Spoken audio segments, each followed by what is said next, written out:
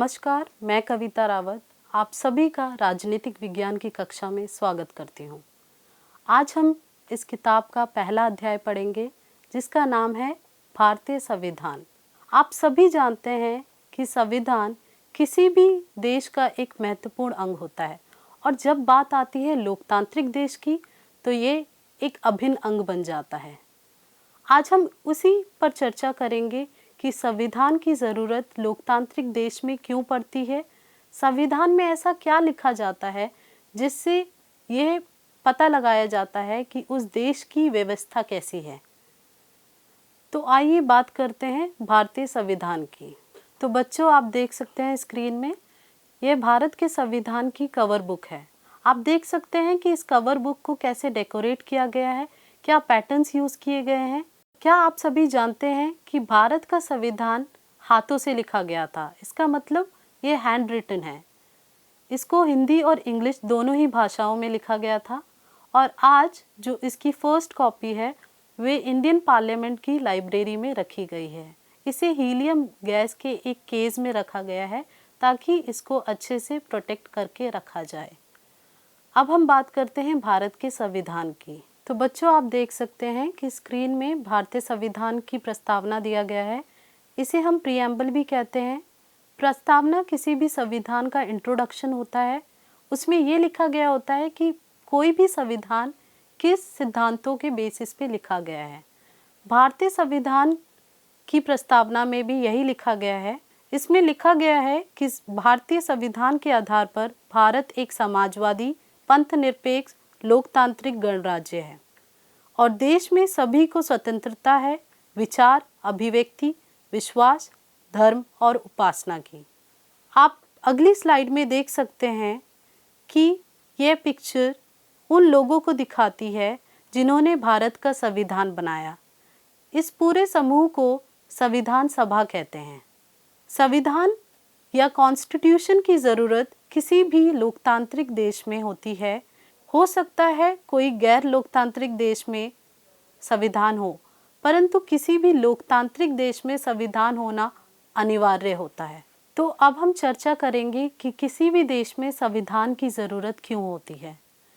सबसे पहला कारण है कि संविधान वह दस्तावेज होता है जिन पर उन आदर्शों को लिखा जाता है जिनके आधार पर नागरिक अपने देश को अपनी इच्छा और सपनों के अनुसार रच सकता है। हम सभी जानते हैं कि किसी भी देश में कई तरह के लोग रहते हैं। उनकी धार्मिक आस्थाएं अलग अलग हैं, उनके रहने का तरीका अलग अलग है, उनका खाने पीने का तरीका अलग अलग है। परंतु इन सब विभिन्नताओं के बाद भी अगर हम भारतीय गणराज्य की बात करें तो सारे लोग एक साथ साझेदारी के साथ रहते हैं और यह इसीलिए पॉसिबल हो पाया है क्योंकि संविधान में उन आदर्शों को लिखा जाता है जिन पर एक साझेदारी से फैसला लिया गया है। तो आइए चर्चा करते हैं नेपाल के बारे में। नेपाल में 1990 में एक संविधान बना और 2015 में फिर से एक संविधान बनाया गया। अब हम सोच सकते हैं कि नेपाल को इन दो संविधानों की ज़रूरत क्यों पड़ी। जब 1990 में संविधान बन चुका था तो 2015 में दोबारा से संविधान क्यों बनाया गया। 1990 में जब नेपाल में संविधान बना तो उसमें लिखा गया था कि राजा ही फाइनल डिसीजन मेकिंग पावर रखेगा। इसका मतलब है कि जो लास्टली निर्णय लिया जाएगा किसी भी मुद्दे पर वो राजा के पास ही रहेगा। अब आप सोच सकते हैं कि किसी भी लोकतांत्रिक देश का यह सिद्धांत नहीं हो सकता कि किसी एक इंसान के पास इतनी पावर हो कि वो फाइनल डिसीजन ले। इसीलिए 2015 में फिर से संविधान बनाया गया। एक बहुत लंबे आंदोलन के बाद 2007 में नेपाल को लोकतांत्रिक देश घोषित किया गया और संविधान को बनने में 2007 से 2015 का समय लगा। इस बीच नेपाल में एक इंटरिम कॉन्स्टिट्यूशन मतलब अंतरिम संविधान लागू किया गया जो कि एक छोटे समय के लिए था। चलिए बात करते हैं दूसरे कारण की कि संविधान की ज़रूरत क्यों पड़ती है। दूसरा कारण है कि संविधान वह दस्तावेज है जिसमें देश की राजनीतिक व्यवस्था को तय किया जाता है। अब हम समझ सकते हैं कि संविधान में यह लिखा जाता है कि देश की राजनीति कैसे चलेगी, कैसे लीडर्स का चुनाव होगा, लोगों की, नागरिकों के क्या अधिकार रहेंगे और नेताओं का क्या अधिकार पावर रहेगी और वे कैसे अपने अधिकारों का ग्रहण करते हुए डिसीजंस लेंगे। फिर हम बात करेंगे कि कैसे संविधान अल्पसंख्यकों पर बहुसंख्यकों के दबदबे पर प्रतिबंध लगाता है। संविधान में यह भी लिखा गया है कि कोई भी समूह जो बहुसंख्यक समुदाय अल्पसंख्यक समुदाय को नहीं दबा सकता, ताकतवर समूह किसी भी दूसरे या कम ताकतवर समूह को अपनी ताकत का इस्तेमाल करके नहीं डरा सकता। तो यह भी कॉन्स्टिट्यूशन या संविधान का एक मुख्य कार्य है। अब हम बात करेंगे नागरिकों को कैसे उनके गलत फैसलों से संविधान बचा सकता है। आप सोच सकते हैं कि नागरिक भी कई बार गलत फैसले ले लेते हैं। हम अपने डेली लाइफ में देखते हैं कई बार हम लोग गलत फैसले ले लेते हैं और उसके बाद हम उस फैसले पर रिग्रेट करते हैं। तो ऐसे ही फैसले लेने से कॉन्स्टिट्यूशन या संविधान हमें बचाता है। संविधान हमें ऐसे फैसले लेने से रोकता है जिनसे उन बड़े सिद्धांतों को ठेस पहुंचती है जिनमें देश आस्था रखता है। अगर हम एक उदाहरण लें तो जब भी हम बात करते हैं लोकतंत्र की, तो हम ये सोचते हैं कि लोकतंत्र में कितना पार्टी पॉलिटिक्स है और हम ये सोच लेते हैं कि क्या होता अगर हमारे देश में तानाशाही होती, राजशाही होती, और अच्छा होता कि तानाशाह होता और वह लोकतांत्रिक जो हमारा देश की व्यवस्था है उसको अच्छे से संभाल पाता। क्योंकि तानाशाह जो होते हैं वह अपने आप डिसीजन लेते हैं किसी भी राय के बिना, किसी की भी राय के बिना, और उन्हें हम इलेक्ट नहीं करते हैं।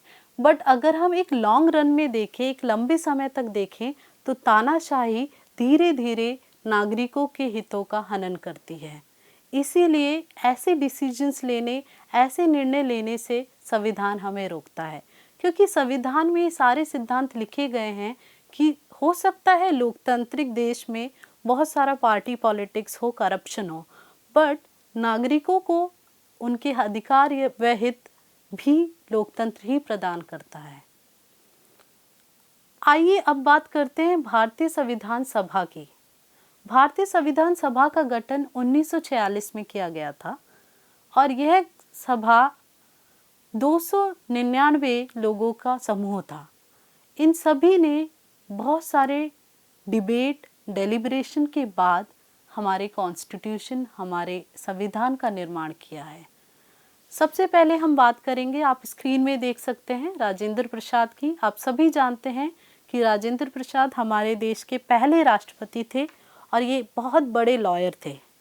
ये इंडियन नेशनल कांग्रेस के लीडर भी थे और भारतीय स्वतंत्रता आंदोलन में इन्होंने अपना योगदान दिया। संविधान सभा के अध्यक्ष भी रहे हैं। हम कह सकते हैं ये कॉन्स्टिट्यूएंट असेंबली के प्रेसिडेंट रहे हैं। देखिए अब दूसरी स्लाइड में भीमराव अंबेडकर। आप सभी जानते हैं कि भीमराव अंबेडकर का संविधान को बनाने में एक महत्वपूर्ण योगदान है। इन्होंने अल्पसंख्यकों के लिए काम किया, अनुसूचित जनजातियों के लिए काम किया और इन्हें हम संविधान का जनक भी कहते हैं। संविधान का जनक इसलिए कहा जाता है क्योंकि ये ड्राफ्टिंग कमेटी के अध्यक्ष थे, ड्राफ्टिंग कमेटी के हेड थे और इन्होंने ही ड्राफ्ट निकाला था कि कॉन्स्टिट्यूशन कैसा होना चाहिए, भारतीय संविधान कैसा होना चाहिए। नेक्स्ट स्लाइड में हम देख सकते हैं सरदार वल्लभ भाई पटेल। आप सभी जानते हैं इन्हें हम भारत के लौह पुरुष कहते हैं और ये भारत के पहले उप प्रधानमंत्री व गृह मंत्री रहे। उन्होंने स्वतंत्रता के लिए देश के संघर्ष में अग्रणी भूमिका निभाई और भारत के एकीकरण का मार्गदर्शन भी किया। संविधान में उन्होंने मौलिक अधिकारों और अल्पसंख्यकों के विषय में बहुत सारे निर्णय लिए। अब बात करते हैं अबुल कलाम आज़ाद की। आप सभी जानते हैं अबुल कलाम आज़ाद अपने एजुकेशन के लिए जाने जाते हैं और उनका बर्थडे नेशनल एजुकेशन डे के रूप में मनाया जाता है। उनका बर्थडे 11 नवंबर को आता है और इसे हम नेशनल एजुकेशन डे के रूप में मनाते हैं। ये इंडियन नेशनल कांग्रेस के एक सीनियर लीडर थे, फर्स्ट एजुकेशन मिनिस्टर थे और एजुकेशन के फील्ड में इन्होंने बहुत सारा कार्य किया है। अब बात करते हैं जवाहरलाल नेहरू की। हम सभी जानते हैं कि जवाहरलाल नेहरू भारत के प्रथम प्रधानमंत्री थे और ये संविधान सभा के एक बहुत ही एक्टिव मेंबर थे। इन्होंने बहुत सारे इंस्टीट्यूशंस, एजुकेशनल इंस्टीट्यूशंस खोले थे, जैसे कि अगर हम बात करें all Indian institute of medical sciences, IIT, NIT, और ये अपनी किताब डिस्कवरी ऑफ इंडिया के लिए भी जाने जाते हैं। आप स्क्रीन में देख सकते हैं कि ये भारतीय संविधान सभा की महिलाएं थी। भारतीय संविधान सभा में 15 महिलाएं थी। 299 सदस्यों में से 15 महिलाएं थी और इन महिलाओं ने भारतीय संविधान को बनाने में अहम भूमिका निभाई। भारतीय संविधान में कई लोग थे जो अलग अलग समूहों से थे और उन्होंने अपने अपने समूह की प्रॉब्लम्स के बारे में बताया, उनको डिस्कस किया गया, उनके ऊपर डिबेट की गई और फिर निर्णय लिए गए कि कैसे कानून व नियम बनाए जाएंगे। आप देख सकते हैं। और कुछ इम्पॉर्टेंट जो महिलाएं थी उनका नाम मैं आपको बता सकती हूँ, जैसे अम्मू स्वामीनाथन, दक्षयानी वेलायुध, बेगम एजाज रसूल, दुर्गाबाई देशमुख, हंसा जुबराज मेहता, कमला चौधरी, लीला रॉय और राजकुमारी अमृता कौर। अब हम बात करेंगे भारतीय संविधान के मुख्य लक्षण की, कि भारतीय संविधान के क्या फीचर्स हैं, कॉन्स्टिट्यूशन हमारे देश को कैसा बनाता है, क्या बेसिस हैं जिनके आधार पर सरकारी कार्य होते हैं। तो आइए बात करते हैं पहले लक्षण की, जिसको हम कहते हैं संघवाद। संघवाद का मतलब फेडरलिज्म भी होता है और संघवाद का मतलब है एक से ज़्यादा स्तर की सरकारें। आप सभी जानते हैं कि केंद्रीय सरकार के अलावा भारत में राज्य सरकार भी है और प्रांतीय सरकारें भी हैं। प्रांतीय सरकारों में अगर हम लोकल लेवल की बात करें तो वहाँ पे हमारे पास पंचायती राज व्यवस्था है, और अगर हम डिस्ट्रिक्ट लेवल में और सरकारों के बारे में बात करें तो हमारे पास म्युनिसिपल कॉरपोरेशन, म्युनिसिपैलिटीज़, ऐसी कई व्यवस्थाएं बनाई गई हैं। तो आप देख सकते हैं कि भारत में कई स्तर पर सरकारें हैं और इसको हम कह सकते हैं वर्टिकल डिवीजन ऑफ पावर, क्योंकि हम हॉरिजॉन्टल डिवीजन ऑफ पावर के बारे में भी बात करने वाले हैं, इसीलिए इसको नाम दिया गया है वर्टिकल डिवीजन ऑफ पावर। आप देख सकते हैं केंद्र सरकार, उसके नीचे राज्य सरकार और उसके नीचे प्रांतीय सरकारें। संघवाद एक बहुत ही महत्वपूर्ण लक्षण है एक लोकतांत्रिक देश का, क्योंकि संघवाद में क्या होता है कि एक ही ग्रुप, एक ही लेवल की सरकार डिसीजन नहीं ले रही है। यहाँ पे बहुत सारे लेवल्स हैं, क्योंकि हम सभी जानते हैं कि भारत को कई राज्यों में डिवाइड किया गया है, बांटा गया है, और कई राज्यों को, इन राज्यों को प्रांतों में बांटा गया है। फिर प्रांतों में हम जानते हैं कई विलेजेस होते हैं, कई सिटीज़ होती हैं और टाउन्स होते हैं। तो आप सोच सकते हैं इन लोगों की जो अलग अलग प्रांतों में रह रहे हैं, अलग अलग राज्यों में रह रहे हैं, इनके नीड्स अलग अलग होती हैं, इनकी ज़रूरतें अलग अलग होती हैं और इनको समझने के लिए उसी लेवल पर सरकार की ज़रूरत होती है। इसीलिए लोकतांत्रिक देश में संघवाद एक बहुत ही महत्वपूर्ण लक्षण कहलाता है। आइए बात करते हैं दूसरे लक्षण की। दूसरा लक्षण है संसदीय शासन पद्धति, जिसको हम पार्लियामेंट्री फॉर्म ऑफ गवर्नमेंट भी कह सकते हैं। हम सभी जानते हैं कि इंडिया में पार्लियामेंट है और पार्लियामेंट में वह सदस्य होते हैं जिन्हें लोग चुनते हैं, नागरिक चुनते हैं, हम लोग चुनते हैं। आप सभी जानते हैं कि यह नागरिक, सभी नागरिकों के पास यूनिवर्सल एडल्ट फ्रेंचाइज मतलब वयस्क मताधिकार है, जिसके कारण जो भी लोग 18 साल और उससे आगे की उम्र के हैं उन सभी को मत देने का अधिकार है। तो वयस्क मताधिकार हमारे लोकतंत्र में एक बहुत ही इम्पॉर्टेंट भूमिका रखता है और ये सारे नेता जनता को जवाबदेह होते हैं। इसीलिए संसदीय शासन पद्धति को किसी भी लोकतांत्रिक देश का एक महत्वपूर्ण अंग माना गया है। अब हम बात करेंगे शक्तियों के बंटवारे की। जैसा मैंने आपको पहले भी बताया कि जब हम संघवाद की बात करते हैं तो हम उसको वर्टिकल डिवीजन ऑफ पावर कहते हैं। अब हम बात करेंगे शक्तियों के बंटवारे की। इससे पहले मैंने आपको बताया था कि संघवाद को हम वर्टिकल डिवीजन ऑफ पावर भी कहते हैं। इसी तरीके से शक्तियों के बंटवारे को हम हॉरिजॉन्टल डिवीजन ऑफ पावर भी कहते हैं। आप देख सकते हैं कि इसे किस तरीके से लिखा गया है।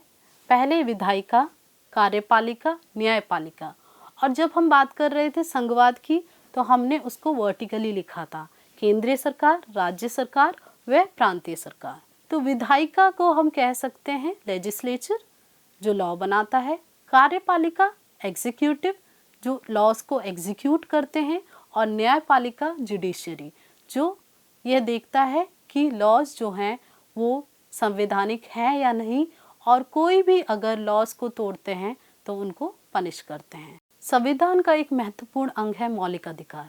हमारे संविधान में 6 मौलिक अधिकार दिए गए हैं जिन्हें हम फंडामेंटल राइट्स भी कहते हैं।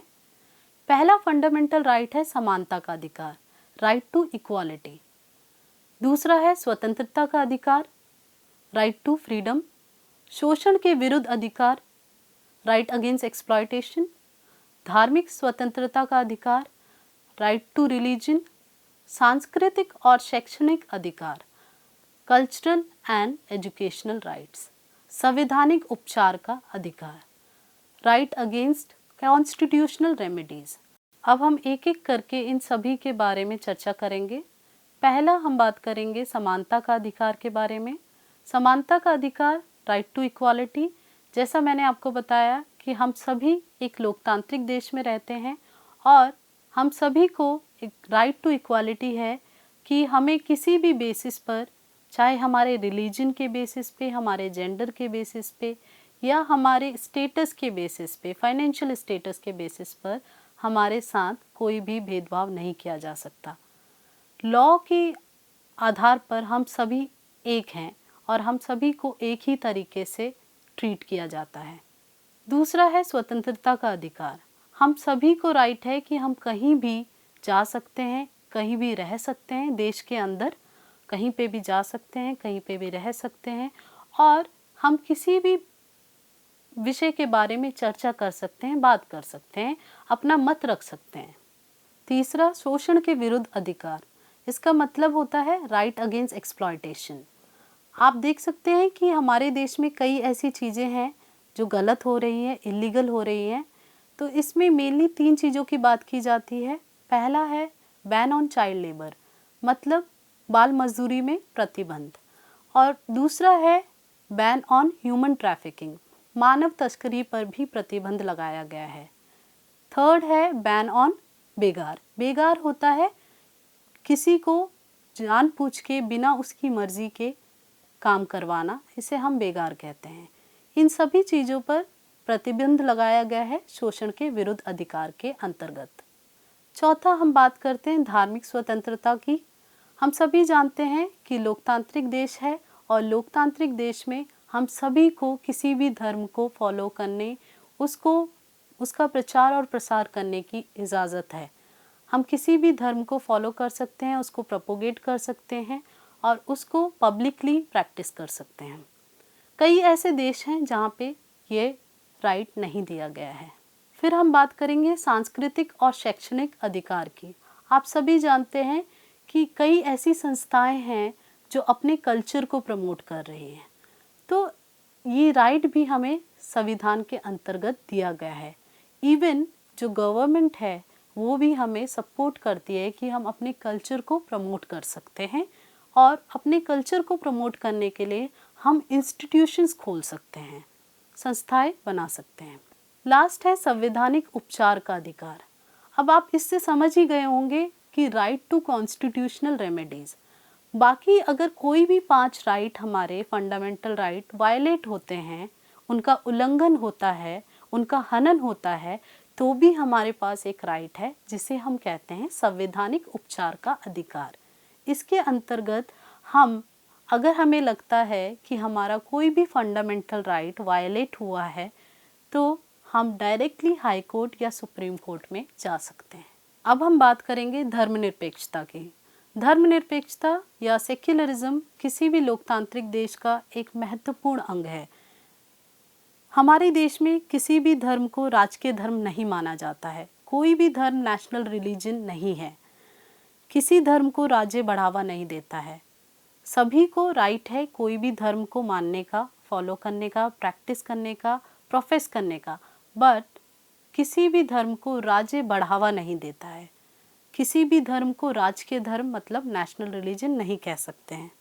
और जैसे राज्य का मतलब यहाँ पे देश से है, किसी राज्य से नहीं। राज्य शब्द कई बार व्यवस्था के लिए इस्तेमाल किया जाता है, ना कि सरकार के लिए। अगर हम कहते हैं कि कोई भी धर्म राजकीय धर्म नहीं है, तो इसका मतलब पूरे नेशन से है, पूरी कंट्री से है। तो किसी भी धर्म को नेशनल रिलीजन की पद्धति नहीं दी गई है। तो हम सभी जानते हैं कि भारतीय संविधान भारत की लोकतांत्रिक व्यवस्था को बनाए रखने के लिए अति महत्वपूर्ण है। इसमें कई बार संशोधन किए गए हैं, परंतु इसके बेसिक जो आइडियल्स हैं वे वैसे ही रहे हैं। इसके सिद्धांतों पर कभी भी बदलाव नहीं किए गए हैं। तो आइए जानते हैं आज हमने किन किन विषयों पर चर्चा की। सबसे पहले हमने जाना कि संविधान का क्या मतलब होता है। फिर हमने यह भी चर्चा की कि भारतीय संविधान किन के द्वारा लिखा गया और भारतीय संविधान के क्या महत्वपूर्ण लक्षण हैं। उम्मीद है आपको इस सत्र से भारत की राजनीतिक व्यवस्था को जानने में मदद मिली होगी। धन्यवाद।